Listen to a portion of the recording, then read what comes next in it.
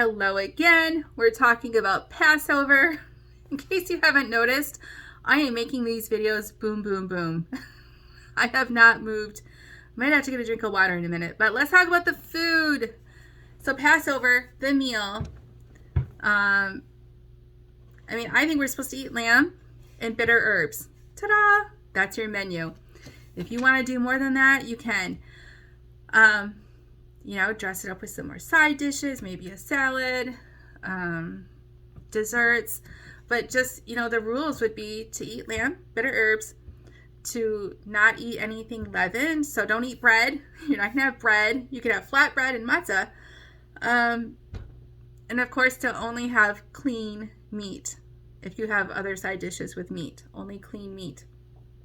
And a lot of people for tradition will go all out for this meal. We want to make this a very special meal. This is, we do this for all of the high feast days, but this one especially, we like to have it be extra fancy.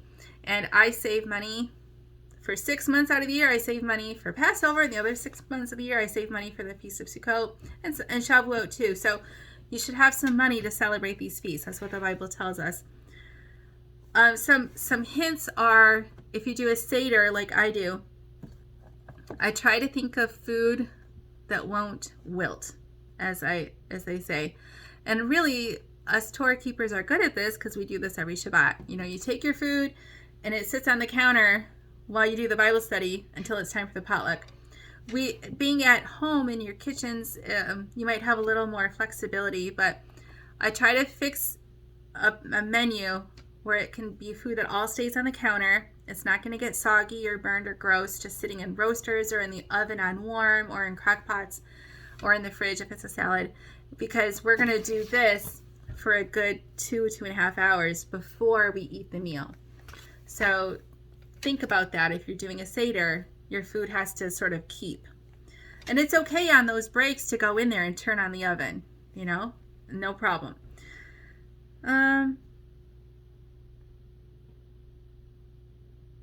If you are one who invites guests who are, I would say, not yet Torah keepers, and I know people have mixed feelings about that, but if you are in that camp and you have invited people who don't know a lot about all of this yet, I would encourage you to not let them bring food.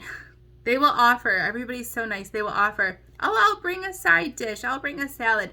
But if they don't really know all about these things, then they might not understand. And they might accidentally bring something with bread in it. Like, I don't know. See, like, I wouldn't have croutons on a salad because croutons are actually bread, right? Or, they might bring a broccoli salad that has bacon in it. So you don't want that in your threshold. You don't want that across your threshold of your house, especially on Passover. So if you invite folks who are sort of new to this, just say, oh, no. It's my pleasure to serve you. I think the Bible has some things to say about what we can eat on this night, so I'll take care of it, no problem. But then the good news is let them help clean up after the meal. Let them help clean up. They will offer, and let them. You've worked hard. It's okay to let them help you. Let them feel like they're being useful. See, Passover is a big deal. Like, there's a lot of dishes and everything else. I wash the dishes ahead as much as I can. I did figure out a nifty trick. If right after Passover, if right after the meal I don't want to yet do dishes, I might put some tubs. So we have these like camping tubs. Those, I should have one here. Those tubs where you wash dishes in when you're going camping. Those are actually what we use for the foot washing ceremony in here. And then I rinse them out and I put them on the washer and dryer in the laundry room, and I put dirty dishes in those in the laundry room so that my kitchen counter is still pretty clear, because that's a high traffic area and I hate looking at it.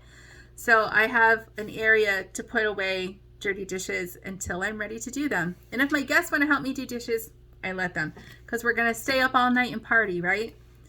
I've already said I have wine at my Passover, and I have grape juice for the kids. Some people think you can only have like kosher wine. I don't see that in scripture, but you do you. You can make your own flatbread. You can buy matzah. Lots of snacks for the kids. It's just all the stuff about the food. And finally, ladies, if you have ideas for food, for dishes, a great way to make lamb that doesn't wilt, will you leave recipes or links in the comments? I'm not a great cook and I could use some tips. Things that are, yeah, you get it. Like a whole menu would be great. Things that just sort of keep well, but are fancy. You want this to be a little bit fancier than your regular Shabbat potluck. So if you have ideas, what's worked well for you in the past, or tips or tricks when it comes to the meal, the dinner. And it's not even wrong if you really want to go all out and order food in, just have it delivered before sundown, because starting at sundown is a high Sabbath. So you don't want to have people working for you. You don't want to have people catering. You don't want to have people delivering food. But if you have food delivered or picked up before sundown, and then you just keep it warm, you can do that. And some people save a lot of money for Passover, and that's what they do, because then they can do more focusing on this, especially if you're the host. So again, yeah, if you have tips or tricks, leave them below. But and again, it doesn't say that you have to have fancy food.